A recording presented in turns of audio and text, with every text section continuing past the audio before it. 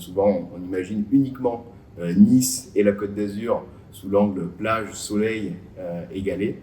Mais il faut savoir qu'on a de nombreux champions industriels sur le territoire. Ils n'ont pas forcément le réflexe de l'industrie au départ, peut-être une image un peu vieillissante. On s'imagine encore l'industrie comme l'époque des temps modernes, avec Charlie Chaplin, etc.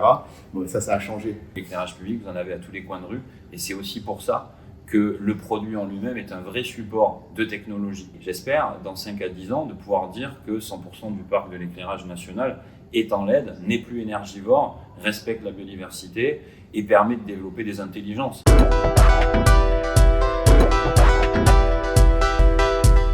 Vous représentez la métropole Nice-Côte d'Azur, à ma droite. Quel est votre rôle concrètement à la métropole Nice-Côte d'Azur ? Alors nous, la métropole Nice-Côte d'Azur, on s'est doté d'un service, même d'une direction dédiée en fait, à l'accompagnement des entreprises du territoire. Donc notre rôle au sein de la collectivité, c'est vraiment d'assurer ce lien de proximité avec l'ensemble des entreprises qui sont implantées sur la métropole, sur le territoire de la métropole et de l'ensemble des communes, que ce soit des entreprises industrielles, comme le groupe Rani, mais également dans le volet start-up, tourisme, artisanat et autres. On est vraiment un interlocuteur, si je puis dire, de premier ordre pour les entreprises par rapport à des problématiques qu'elles peuvent rencontrer au quotidien, que ce soit dans le volet foncier, immobilier, recrutement, emploi, innovation, financement, etc. Parce que alors justement les collectivités, concrètement, elles ont un impact fort, notamment au niveau des industries. À ma gauche, vous représentez Rani, qui est une entreprise leader dans l'éclairage public. Est-ce que vous pouvez m'en dire un petit peu plus ? Oui, tout à fait. Écoutez, nous aujourd'hui, donc le groupe Rani, c'est évidemment une entreprise d'éclairage public où on a au sein du groupe acquis plusieurs marques qui nous permettent aujourd'hui de travailler sur l'éclairage raccordé, qui est notre savoir-faire principal et qui nous permet de le faire ici dans les usines du 06 et du 83. Et puis nous faisons aussi de l'éclairage autonome avec notre filiale Novea. Et on a aussi une entreprise qui s'appelle SEV et qui nous permet de travailler sur les plateformes de gestion de l'éclairage public et de tout ce qu'on fabrique. Et dernièrement, 2 acquisitions qui sont les entreprises S, basées en Allemagne, et une acquisition récente dans la région lyonnaise qui s'appelle LEC et qui fait de l'éclairage, du balisage et de la mise en lumière. Parce que concrètement, c'est quoi l'éclairage public ? Alors on parle justement, c'est ce qu'on va voir dans les rues notamment, c'est quoi ? Oui, ce n'est que ce qu'on va voir dans les rues. Normalement, on voit aussi des fois des éléments qui sont cachés. Justement, je viens de parler de LEC, qui est une entreprise qui fait du balisage ou de la mise en lumière. On est plutôt sur la mise en lumière de bâtiments architecturaux ou des églises ou des musées. On est aussi sur du balisage comme des rampes d'escalier dans le public, mais on est que dans, comme on dit en anglais, de l'outdoor lighting. On ne fait pas d'éclairage intérieur, on ne fait pas l'intérieur des bâtiments, on ne travaille que sur les voies publiques et un petit peu de tertiaire, de privé dans les gros bâtiments, dans les parkings, etc. Mais on est vraiment que sur l'extérieur. Et justement, alors une question pour tous les deux, il y a un vrai problème d'attractivité au niveau des métiers de l'industrie, et je parle notamment par rapport à l'éclairage public, ça ne parle pas surtout aux jeunes, et malheureusement, à mon sens, qu'est-ce que vous pouvez faire pour essayer d'attirer justement ces jeunes à aller dans les industries, que ce soit au niveau de la métropole, mais même vous dans votre entreprise ? Alors moi dans mon entreprise, c'est bien que vous parliez de ça, parce que dans un aspect, déjà il faut aussi préciser qu'aujourd'hui à mes côtés, on a encore à mes côtés mon père en tant que vice-président, mais qui est aussi président de l'UMM Sud et Corse, et qui représente l'industrie et qui fait énormément de choses pour justement attirer tout au long de l'année les jeunes universitaires ou autres pour montrer ce qu'est l'industrie, parce qu'on a une image vieillissante de l'industrie pour les jeunes d'aujourd'hui. Ils ne s'imaginent pas, pas tout le temps en tout cas, faire carrière dans l'industrie, et pourtant aujourd'hui l'industrie c'est tous les métiers qui existent dans le design, dans la logistique, dans la production, mais dans les bureaux, dans le marketing, la communication, etc. Il y a tellement de choses qui sont autour de l'industrie où c'est très intéressant de pouvoir montrer aux jeunes aujourd'hui ce qu'on fait.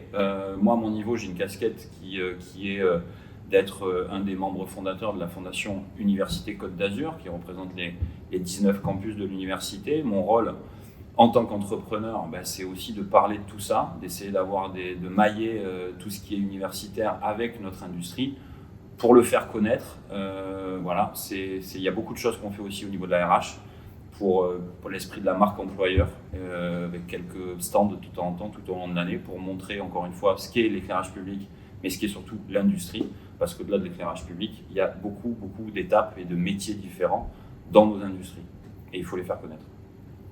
Stéphane vient de le dire parfaitement. C'est vrai pour les industriels, on s'aperçoit qu'il y a peut-être un manque d'attractivité et souvent peut-être une mauvaise connaissance de la part des jeunes ou moins jeunes d'ailleurs, de la panoplie des métiers de l'industrie. Aujourd'hui, c'est vrai, les jeunes sont davantage attirés sur le volet innovation, nouvelles technologies. Et bien, il se trouve que dans l'industrie, il y a aussi tout un sujet autour de l'innovation et des métiers, des nouveaux métiers d'ailleurs, qui existent ou qui vont exister et qui vont se créer dans les années à venir et qui peuvent offrir des opportunités ou en tout cas un épanouissement aussi pour ces jeunes qui s'orientent ou qui souhaitent aller vers les métiers d'innovation. Après, il y a beaucoup d'actions qui sont menées déjà par les industriels, comme le disait Stéphane, que ce soit à travers l'UIMM ou d'autres acteurs qui font vraiment une démarche de proximité avec, que ce soit les établissements scolaires, les lycées et autres, pour sensibiliser les jeunes justement sur l'ensemble de ces métiers, les opportunités qui existent dans l'industrie. Et puis aussi, il faut le faire au niveau des parents, parce que c'est vrai, trop souvent, les parents disent « Ah mais non, moi, mon fils ou ma fille, je souhaiterais qu'il s'oriente plutôt vers tel ou tel métier ». Ils n'ont pas forcément le réflexe de l'industrie au départ, peut-être une image un peu vieillissante. On s'imagine encore l'industrie comme l'époque des temps modernes, avec Charlie Chaplin, etc. Bon, ça a changé. Il y a tout un tas de métiers, je pense, et on peut aussi s'épanouir, très bien gagner sa vie aussi, je pense, dans l'industrie, c'est aussi possible. Et avoir aussi des perspectives de carrière qui peuvent non plus être linéaires, mais avec plein de métiers. Je pense que quelqu'un qui aujourd'hui rentre dans une entreprise industrielle, il ne va pas avoir une étiquette et rester au même métier, au même poste toute sa vie. Il y a aussi des évolutions possibles au sein de la même entreprise industrielle. Et ça, c'est vrai qu'il faut, c'est un travail de pédagogie, de sensibilisation qui doit être fait souvent, répété. On a par exemple la semaine de l'industrie chaque année, au mois de novembre, qui est une bonne occasion pour créer du lien et des relations de communication entre les entreprises, les établissements scolaires à différents niveaux et aussi les familles. Justement, quelle est votre vision globalement de l'industrie sur le territoire? Alors à échelle 5, 10, 15 ans, est-ce que pour vous on va vers une réindustrialisation, une désindustrialisation? Enfin, comment vous voyez la chose? Alors, si je peux peut-être commencer, alors c'est vrai qu'on parle beaucoup de réindustrialisation aujourd'hui. Mais on le voit avec les plans du gouvernement, que ce soit le plan de relance, le plan France 2030, il y a une volonté politique et économique en tout cas de réindustrialiser la France. Alors peut-être le terme réindustrialiser, je ne sais pas si c'est forcément le bon terme. C'est vrai que la France est une puissance industrielle d'un point de vue historique, on le sait tous, on a tous l'image de nombreux groupes français qui ont réussi, qui continuent de réussir, en tout cas que ce soit en France et à l'international. Aujourd'hui, il faut, je pense, parler aussi de nouvelle industrie. C'est-à-dire que peut-être l'industrie qu'on a eue il y a quelques temps déjà, elle doit se transformer.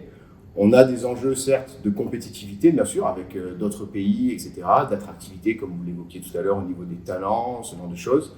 Mais il faut que les industriels, accompagnés par la puissance publique, transforment aussi leur façon de travailler au quotidien et leurs outils de production.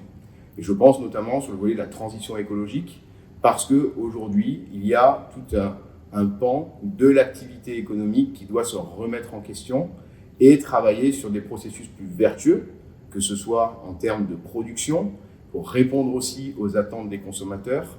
Et on le voit au niveau des financements, les financeurs sont de plus en plus aussi attentifs au volet développement durable et comment les entrepreneurs et les entreprises accompagnent cette transformation. Sur le volet public, par exemple, en termes de financement, c'est devenu une condition quasi sine qua non au niveau des financements, que ce soit de la métropole, de la région ou de l'État, qu'il y ait un volet vers transition écologique pour accompagner ces transformations. Et justement, il existe un label territoire d'industrie. Je sais que la métropole Nice-Côte d'Azur essaie vraiment de le mettre en avant. Qu'est-ce que c'est? Qu'est-ce que ça importe? Et est-ce que vous, Rani, déjà, vous en faites partie? Alors oui, on en fait partie. Mon père aujourd'hui était territoire d'industrie dans le 06 avec notre maire et président de la métropole, M. Strozzi. Je suis aussi, c'est un peu plus loin que le 06, mais juste à côté, mais ça concerne aussi mes usines, mes territoires d'industrie dans le 83 avec Monsieur Strambio, le maire de Draguignan. Qu'est-ce que c'est? Alors je reviens très rapidement sur le côté industriel. En tant qu'industriel, moi je suis persuadé évidemment qu'en ayant vu aussi les anciennes générations derrière moi, dans notre industrie, on a laissé partir les talents, on a laissé partir le côté industriel, et on a besoin malgré tout de réindustrialiser. Pourquoi? Parce que déjà, dans un premier temps, il faut savoir que quand on parle de la Côte d'Azur, on a tendance à dire que la Côte d'Azur vit sur le tourisme, mais le PIB qui est ramené par l'industrie est plus fort que le tourisme, et c'est pareil dans pas mal de régions autour de la Côte d'Azur. Donc nous, industriels, qu'est-ce qu'on fait aujourd'hui? Je crois qu'il y a quand même quelque chose d'important, c'est qu'on crée de l'emploi quand on se développe, et ça je pense qu'en tant qu'industriel c'est important.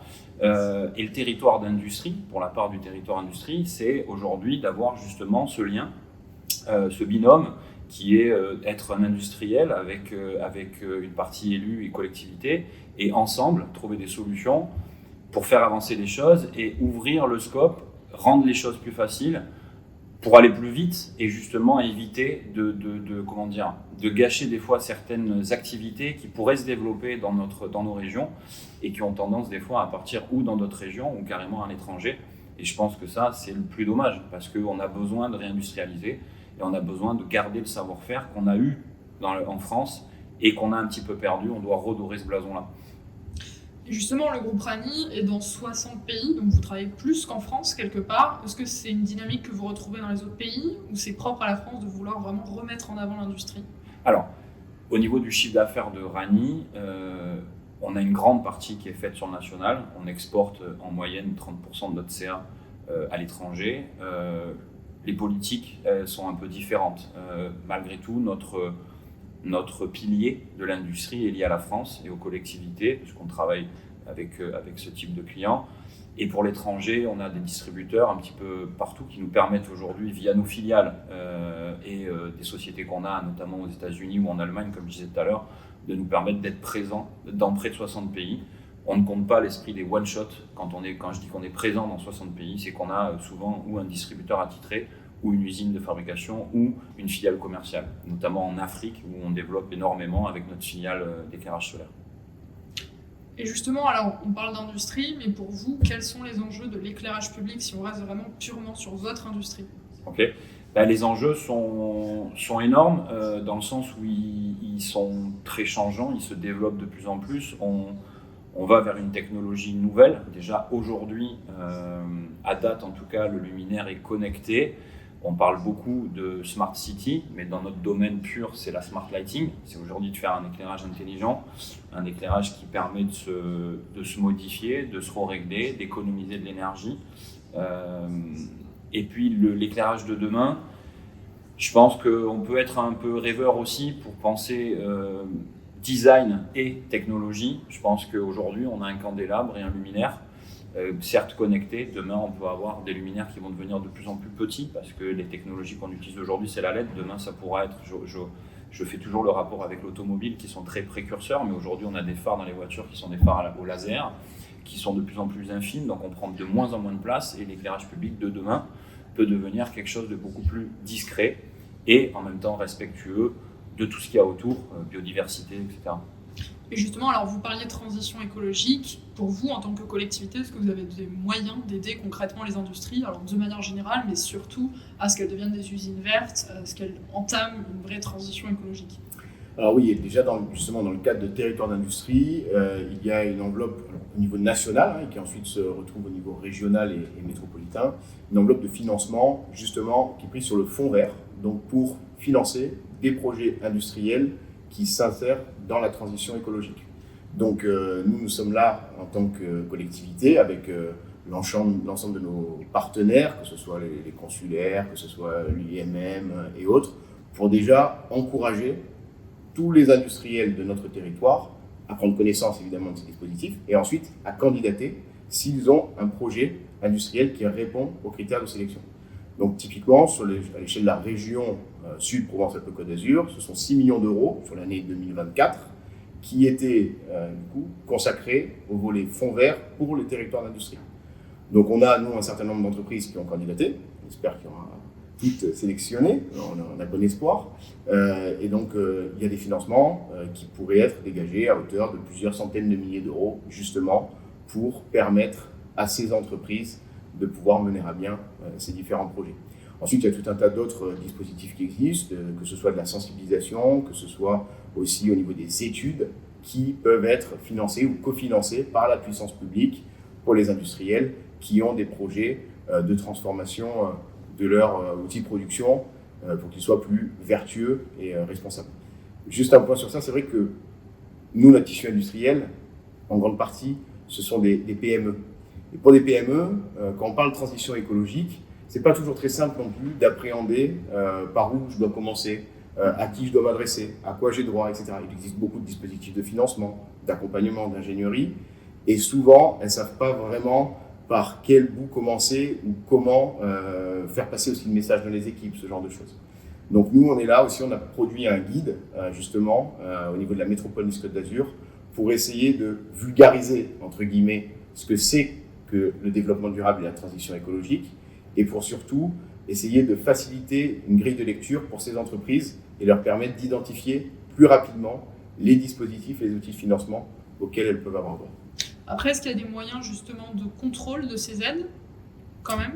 Alors, toutes les aides font l'objectif déjà d'une sélection, font l'objet d'une sélection, et ensuite il y a un suivi pour s'assurer qu'elles sont bien dépensées pour ce à quoi elles étaient prévues, et il y a un suivi, un accompagnement de l'entreprise pour veiller à ce que le projet arrive à terme. Et justement, est-ce que Rani, par exemple, a une usine verte, une usine considérée comme verte ? Alors, Rani, à date, n'a pas d'usine verte à proprement parler, mais on fait énormément de choses et on a beaucoup de sujets autour du déploiement de l'esprit d'une usine verte. On est accompagné aujourd'hui par une société externe depuis plus d'1 an et demi pour arriver à terme sur un sujet de next-gen et d'industrie 4.0 avec tout ce qui est autour des obligations qu'on peut avoir pour justement préparer les usines vertes, récupérer la chaleur d'un four pour chauffer l'intérieur du bâtiment, avoir des panneaux solaires qui nous permettent d'utiliser notre propre énergie, on tend vers certaines normes qui ont des critères très précis et qui nous permettent justement d'avancer sur ce genre de sujet. Donc on y va.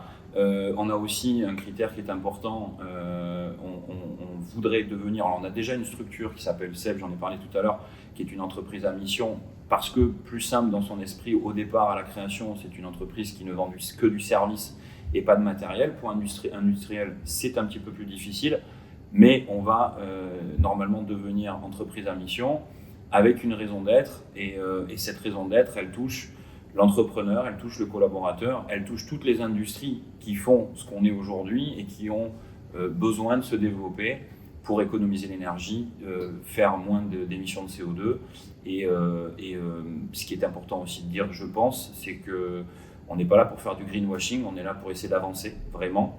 Et à notre petite échelle d'industriel, je pense que si on faisait tous, on avait tous un peu cette idée et cette envie, on irait dans le bon sens. Voilà. Donc c'est surtout sur ça qu'on tend vers l'esprit des usines vertes. Et petite parenthèse environnementale, que pensez-vous en tant qu'industriel vraiment de la lumière, de l'éclairage, de la pollution lumineuse ? Est-ce que pour vous c'est un vrai enjeu qu'il faut prendre en compte ? Clairement aujourd'hui, une ville, c'est pas compliqué. L'électricité liée à une installation vétuste, c'est plus de 40% de sa facture. Donc qu'est-ce qu'on fait nous aujourd'hui ?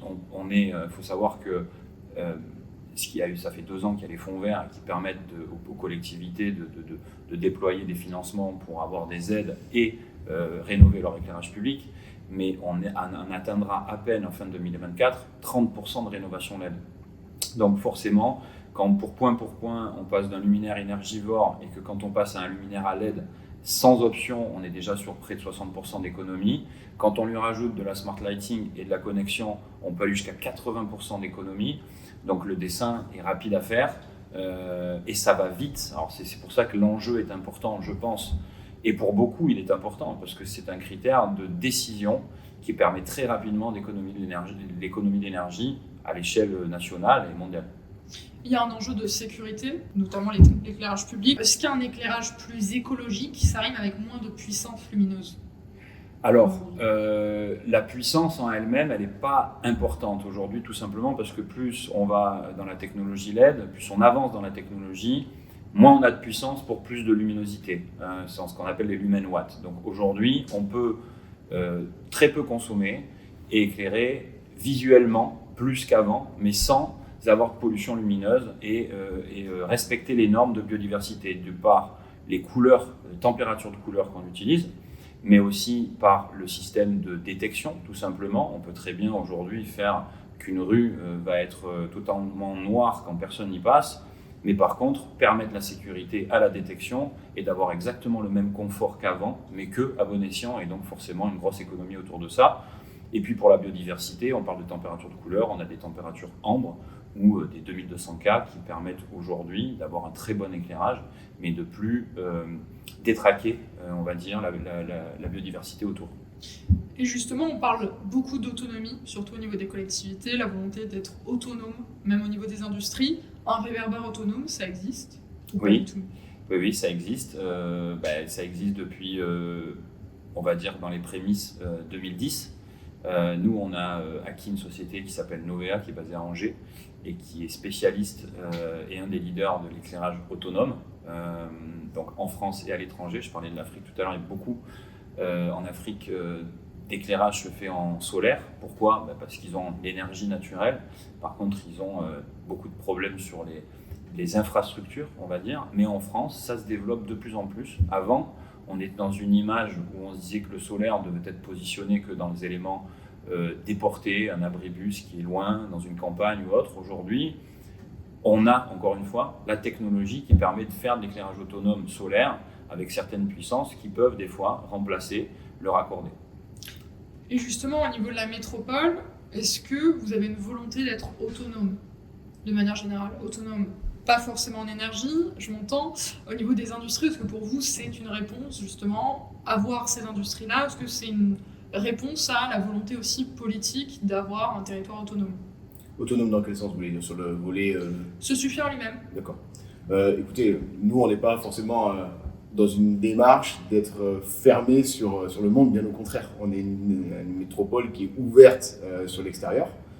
Donc, bien évidemment, on accompagne l'ensemble de nos industriels ici pour les accompagner dans leur développement, et on fait tout ce qui est de notre possible pour aussi aller chercher de nouveaux investisseurs et investissements, on va dire en termes économiques, de nouvelles entreprises qui s'implantent sur le territoire.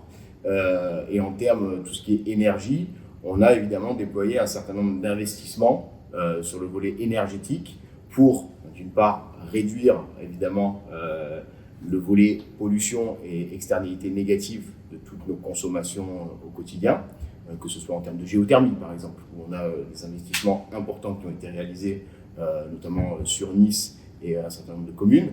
Et nous cherchons évidemment à avoir, si je puis dire, au niveau financier, une démarche aussi plus vertueuse, parce qu'on le sait, aujourd'hui avec la crise de l'énergie que nous avons connue, ça a aussi un impact fort sur les budgets des collectivités, et donc les deux en fait doivent se concilier, la démarche environnementale et évidemment aussi l'orthodoxie financière. Et justement, alors quelles sont vos ambitions en termes d'industrie ? La métropole Nice-Côte d'Azur essaie vraiment d'investir dans les industries, avec notamment son label, mais concrètement dans 5, 10, 15 ans, qu'est-ce qui aura évolué pour les industries ? Vous voyez ça comment ? Alors peut-être nous, juste pour rappeler aussi ce que disait Stéphane tout à l'heure, contrairement à certains préjugés, le secteur de l'industrie pèse plus lourd, d'un point de vue chiffre d'affaires, que le secteur du tourisme sur la métropole Nice-Côte d'Azur. Bien souvent, on imagine uniquement Nice et la Côte d'Azur sous l'angle plage, soleil égalé, mais il faut savoir qu'on a de nombreux champions industriels sur le territoire. Évidemment, Rami, ça va de soi, mais aussi des entreprises, notamment dans la pharmaceutique, que ce soit dans tout ce qui est aussi agroalimentaire. On a des champions aussi dans tout ce qui est microélectronique. Et ça, c'est souvent méconnu. Pourtant, le chiffre d'affaires de l'industrie sur le territoire, c'est 3,5 milliards annuels. Pourquoi, selon vous, c'est méconnu? Je me permets de vous couper. Je pense que c'est méconnu parce qu'on a déjà un historique sur l'image de la Côte d'Azur. Et le tourisme a été le secteur, en tout cas, qui a contribué depuis des décennies au développement et au rayonnement de notre territoire. On a moins parlé des industriels, peut-être justement, par rapport à ce qu'on disait tout à l'heure, que l'industrie n'avait pas forcément bonne presse dans le passé. Et c'est peut-être un secteur qui a opéré, peut-être j'exagère un petit peu, mais de façon cachée, comparé à la belle carte postale de la promenade des Anglais et des stations de ski. Mais il se trouve qu'aujourd'hui, quand on voit notamment l'impact qu'a eu la crise sanitaire, par exemple, c'est le secteur de l'industrie qui a, si je puis dire, tenu le cap, le mieux, qui a préservé ses emplois et qui continue aujourd'hui de recruter, avec de vrais besoins de nouveaux talents. Donc je pense que l'industrie, souvent, on le disait tout à l'heure, n'est pas suffisamment bien appréhendée en termes de performance économique et de poids économique sur le territoire de la métropole. Donc ça, c'est un point quand même important, d'où ce lien avec territoire industrie et le fait que Nice-Côte d'Azur, et je tiens à le rappeler, avec la communauté d'agglomération de la Riviera française, a été labellisé territoire d'industrie pour la deuxième fois. On avait une première labellisation dès 2018 sur la zone industrielle de Carrosse que nous avons élargie à l'ensemble du territoire de la métropole avec la communauté d'agglomération de la Riviera française. Donc ça déjà pour nous c'est une reconnaissance en tout cas que notre tissu industriel aujourd'hui il est présent, il a du poids et il a de belles perspectives de développement. Et à travers territoire d'industrie, tout l'enjeu justement c'est de pouvoir d'une part mieux faire connaître les industriels de notre territoire, attirer de nouveaux investissements, déployer de nouvelles formations. À titre d'exemple, on a une école de production qui est en cours de création et qui va être déployée très prochainement avec l'UIMM et la CCI pour former vraiment des talents dans le volet électricité pour commencer. Et on espère qu'ensuite elle puisse aussi se décliner sur d'autres métiers. Nous avons également de nouvelles écoles qui arrivent sur le volet innovation, notamment l'école d'ingénieurs centrale. Et on sait qu'il y a des liens forts entre les ingénieurs et les industriels de ce territoire. Et donc, nous, on est très confiants, en tout cas, qu'à horizon 5-10 ans, le tissu industriel du territoire de la métropole va se développer. On a, nous, mis en place, en tout cas, un certain nombre d'actions pour faire en sorte que les chefs d'entreprise et les industriels puissent se développer et on les accompagne au quotidien. Et vous, en tant qu'industriel, dans 5, 10, 15 ans, c'est quoi vos ambitions par rapport au groupe Ragny? Alors, les ambitions sont souvent d'avoir une croissance, mais une croissance saine déjà, parce que le monde de l'éclairage public, en tout cas notre domaine industriel, est un petit monde. Je pense qu'aujourd'hui, enfin hier, on a déjà passé un cap pour devenir ce leader qu'on est dans les 5 fabricants français d'éclairage public. Donc, notre ambition, en fait, c'est de continuer à prendre des parts de marché, évidemment, mais dans un esprit vertueux et puis dans une technologie qui est aussi propre à nous, via la réactivité, le savoir-faire. Aujourd'hui, on mélange encore aujourd'hui, on mélange l'artisanat avec le côté numérique et le côté industriel à volume. Je le rappelle, on est entreprise du patrimoine vivant, donc on a ce vrai savoir-faire, on veut le garder.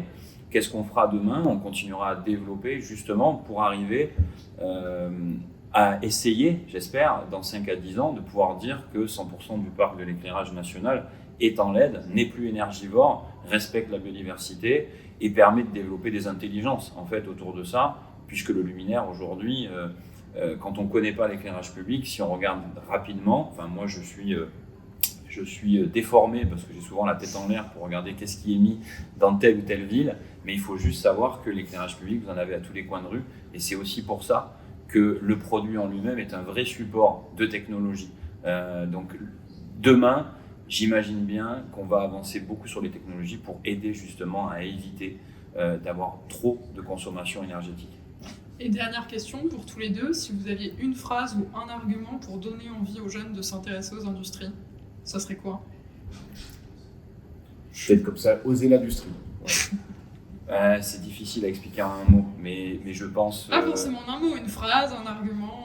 Mon argument à moi, je vais reprendre ce que j'ai dit tout à l'heure, je pense que les étudiants doivent comprendre que dans l'industrie aujourd'hui, tous les métiers dans les études qu'ils font se retrouvent dans l'industrie. Voilà. Et l'industrie n'est pas juste de la production, c'est une énorme ingénierie de beaucoup de métiers, de divers métiers très intéressants Et pour ma part, je pense, dans mon industrie en tout cas, un développement rapide d'un profil qui a envie. Et même si les études ne sont pas énormes, quand ils arrivent chez nous, ils ont tendance à très vite évoluer parce qu'on a l'esprit un peu de faire confiance aussi dans notre manière de manager. Et voilà, s'il y a du savoir-faire et qu'il y a une intelligence, elle est souvent très vite développée. Et je pense que ce qui est aussi important pour les jeunes, c'est de réaliser, comme je le disais tout à l'heure, qu'il y a une panoplie de métiers qui pourront aussi évoluer et ne pas non plus être cantonnés à un seul métier, une seule fonction tout au long de leur expérience ou de leur carrière dans le secteur industriel. Et ça, c'est important. On sait que les jeunes, aujourd'hui, se posent beaucoup de questions au moment de choisir leur métier et leur avenir. Ils sont souvent un peu indécis. Souvent, ils ont cette tentation de passer, de voir beaucoup de choses. Et bien, l'industrie, aujourd'hui, elle offre aussi cette opportunité-là. Et je pense que c'est important de, comme je disais, oser l'industrie, c'est tester. C'est cette capacité aussi dans l'industrie à produire des choses, à réaliser, que ce soit avec ses mains, que ce soit avec un ordinateur ou tout un tas d'autres choses. Mais il y a ce volet création, production, fabrication qui est quand même très importante. Et du coup, je pense que c'est un secteur qui offre de belles opportunités pour les jeunes d'aujourd'hui et de demain. Merci beaucoup d'avoir répondu à nos questions. Merci Écoutez, à vous. on se retrouve bientôt. Merci. Merci.